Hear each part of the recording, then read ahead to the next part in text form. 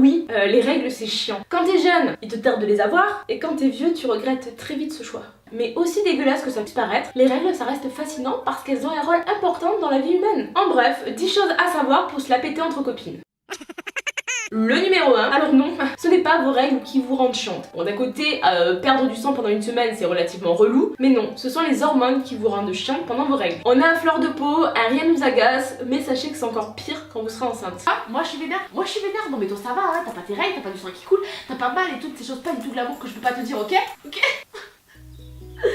En plus, moi je vais avoir un enfant, ok? Je vais avoir des fermetures, je vais avoir le ventre et là, tout ça qui se déchire et tout ça, alors tais-toi! Tu sais pas ce que c'est d'être une femme, alors te plains pas, fais pas remerder s'il te plaît.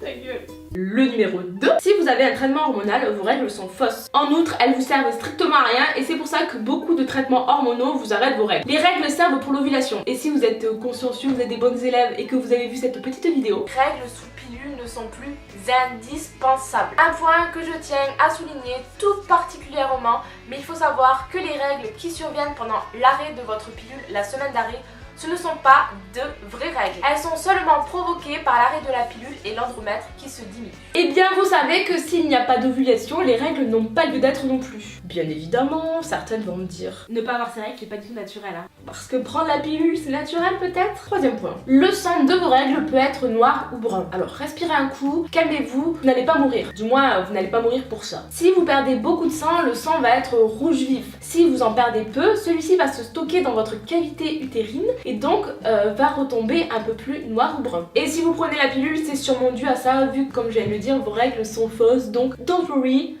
tout va bien. Le 4, est-ce que vous connaissez ça? Eh bien pour l'éviter, prenez un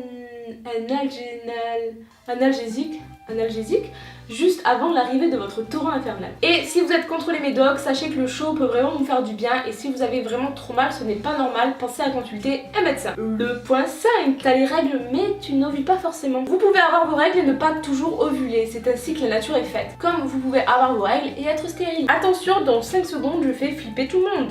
5, 4, 3, 2, 1. Et vous pouvez très bien être enceinte et avoir vos règles, notamment sous pilule vu que vos règles sont fausses. Enceinte ou non, sous pilule, vos règles se déclencheront à la fin de votre plaquette comme prévu. Donc si vous avez des doutes, sous pilule, ne fiez surtout pas à vos règles. Le point 6, un truc très nul à savoir, mais une femme a ses règles environ 2250 jours dans sa vie. Soit 6 ans et 60 jours. Alors oui, on a totalement le droit d'être chiante pendant 6 ans et 60 jours. Le point 7. Eh bien si t'as l'impression de perdre énormément de sang, de te vider entièrement, de mourir au combat, eh bien pendant ton cycle de règles, tu perds en moyenne une tasse à café de sang. Et là, je sais aussi ce que vous allez dire. Ah non mais n'importe quoi, un pouce rouge, je me désabonne. Eh bien, allez faire vos recherches vous-même si vous ne me croyez pas. On perd entre 50 et 150 ml par cycle. Le point 8. Presque tous vos problèmes de santé peuvent se répercuter sur vos règles. Souvent, quand on a un souci dans nos règles, c'est qu'on a un souci autre part, donc vraiment si quelque chose ne va pas, pensez à consulter le plus rapidement possible. Le point 9, quand on ovule, on est plus sexy. Et si vous avez vu ma vidéo pourquoi on tombe amoureux, vous savez pourquoi je dis ça. C'est votre ovule qui gentiment vous dit hé, je suis là, je suis prête à accueillir un petit, donc reproduis-toi très vite. Et donc vous dégagez plus d'hormones d'attirance. Et pour terminer, le point 10, qui est aussi lié, c'est la libido pendant nos règles. Certains ont dû le remarquer, mais pendant nos règles, on a souvent des pics d'hormones, on a envie de sexe, on sait pas pourquoi.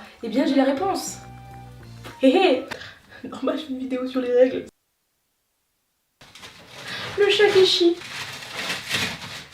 En gros, la progestérone, l'hormone qui diminue la libido, est au plus bas, donc vous avez beaucoup envie. Oui, c'est bien fait, c'est la nature. Et voilà cette vidéo, j'espère qu'elle vous aura plu. N'hésitez vraiment pas à mettre plein de pouces en l'air, là je compte sur vous, genre, allez, on met 10 000 pouces en l'air.